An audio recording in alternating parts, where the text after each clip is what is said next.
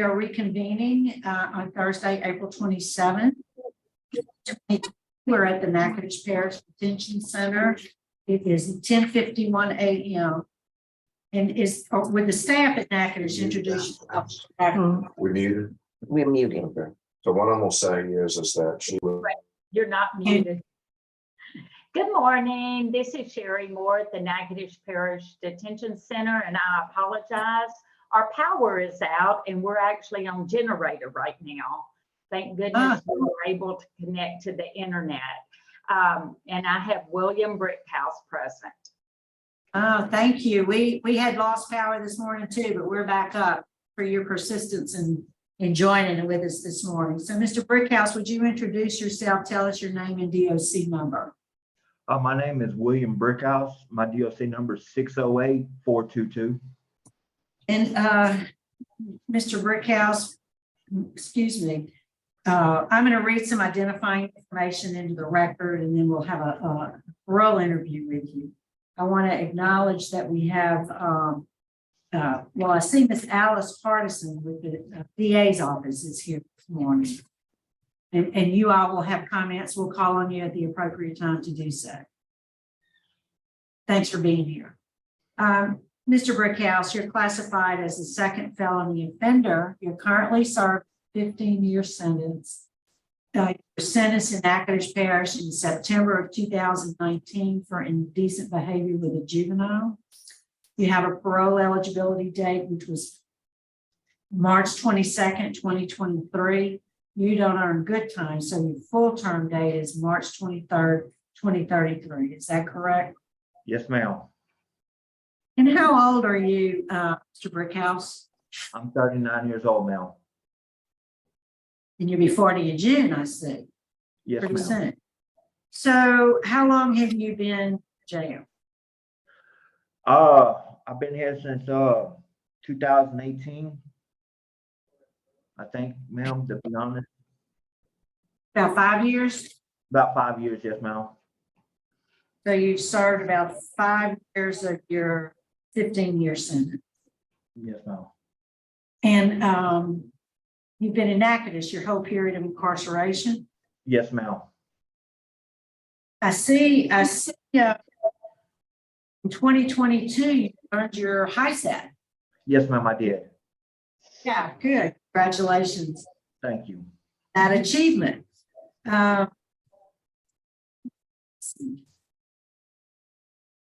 So you sent us a letter. I don't see a date on the letter, but we received it. Yeah, you dated it March 11th of this year. And you're talking about your parole eligibility and the hearing in general. But what you say in that letter is you say, I've learned so much about myself and life in general. Tell us what you mean by that. What have you learned? Well, I've learned that there's consequences for your mistakes. I've learned that what I do affects other people around me, my actions, and how I handle things. I've learned a great deal about myself of the trials I've been through and tribulations I've been through. I've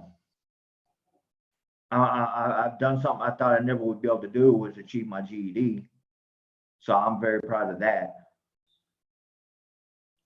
Good. So have you been able to take any programs? Have you been able to take program opportunities there? What program opportunities, Mel? I'm asking, are there any, I know you got the GED, so that's one program you participated in. Was there anything else made available to you?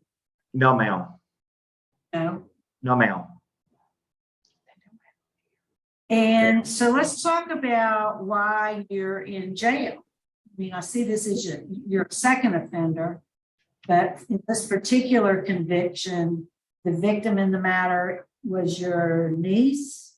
Yes, ma'am. And there was, she was between the ages, or the activity occurred when she was between the ages of 7 and 11. Yes, How old ma'am. were you? How old am I? How old were you? I'm not good with math. 20 something.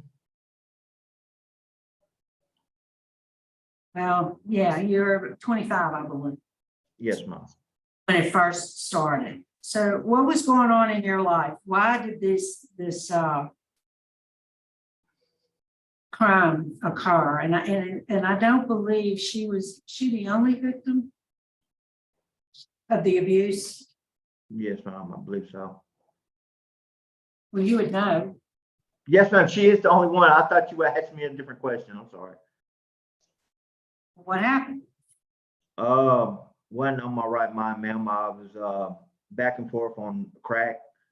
I did have drug abuse that was going on during the time of the crimes.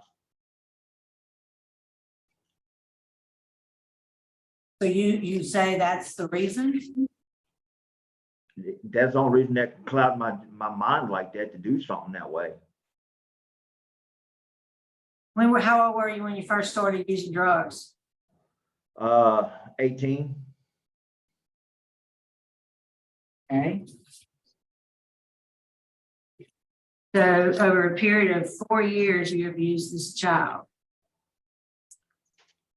Yes, ma'am. Have you ever had any sex offender treatments? No, ma'am. And as my understanding, you may have a mental health diagnosis. Bipolar schizophrenia. And do you take medication currently? Yes, ma'am. I'm on my medications. When were you first diagnosed? As a teenager, about the age of Okay. 15. And were you always compliant with your medication? I'd have a manic when I wasn't able to have my meds. I wouldn't get my meds refilled either by me not having the money or me lack of insurance to get my medication, and then I'd self-medicate. With the crack or whatever drugs you did. So how did you afford that? How did you afford that? Stealing. I'm not gonna lie. Well, I'm gonna just be honest with you, Mr. Brickhouse. What's your last write-up? I haven't had a write-up now. It's good. I'm glad to hear that. I'm really, I want to commend you again on your achievement for the high set. You know, I can't vote positively for you today without some treatment. You need substance abuse treatment and you need sex offender treatment. Would you agree with that? Yes, ma'am. All right. I don't have any other questions, Mr. Rushing. No. Ms. Wine. All right. So let me ask the staff there. Is there anything, ma'am, that you'd like to tell us about Mr. Brickhouse, or do you know him at all? The only thing I'm aware of is he's been a trustee for probably 4 years out here, maybe longer. I would have to confirm with Major Henson or Captain Sines. I've never known him to be in any trouble. He's been a role model inmate since he's been here. Oh, good. I appreciate it. So what is your job at Brickhouse as a trustee? I'm a floor man, ma'am. I get the mops and take care of trash and do the duties around the compound. I basically do anything I'm asked to do. Okay. Glad to hear.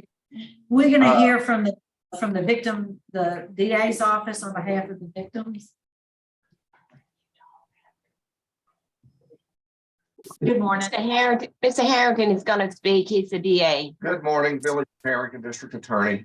We have met and discussed the possibility of Mr. Brickhouse's parole with the victim. She was unable to be here today, but she objected. And so on her behalf, we would object this morning, and also on behalf of my office, we would object. And that's all we have.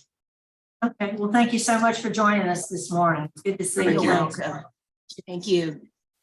Mr. Brickhouse, is there anything you want to say to us before we vote? I just want to say that I worked with probation and parole up in Miss Crystal. She was talking about the transitional home program. That was if I was able to meet the criteria, then for me to go to it.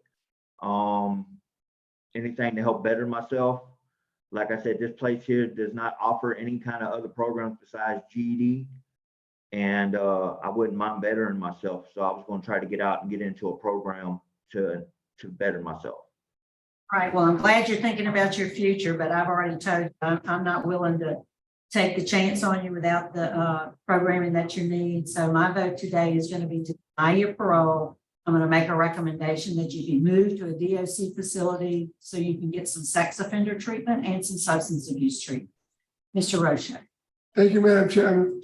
Mr. Brickhouse, based on a lack of rehabilitative treatment and programming, express opposition from the judge, the DA's office, law enforcement. The victim is adequately opposed, and Mr. Brickhouse, you simply served an insufficient time for the offense that you could. Mrs. Wise. My vote is the same for the same reason. Best wishes to you, sir, and congratulations on that high set. All right, Mr. Brickhouse, today your parole's been denied. We're going to see if we can get you somewhere to get you some more help. That concludes our business in Natchitoches. It is 11:02 a.m. Thanks for accommodating us today.